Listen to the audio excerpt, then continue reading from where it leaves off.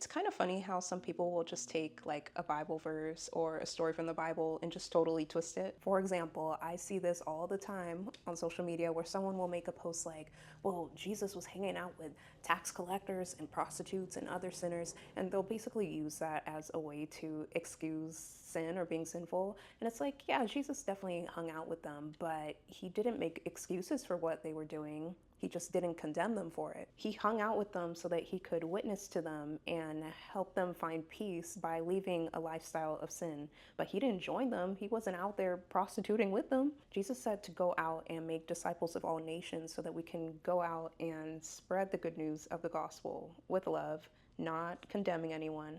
But to do that, it also means that we need to have a firm enough foundation in our Christianity so that we're not just swayed by either the people we're listening to or sometimes even other Christians who are too stuck in the world and are honestly even trying to drag other Christians into the world. So Ephesians 4:11 through 14 talks about how Jesus gave the apostles, the prophets, teachers, so that they would equip his people for works of service and so that they would reach unity in the faith and knowledge of the Son of God, and so that they would become mature and attaining the whole measure of fullness in Christ.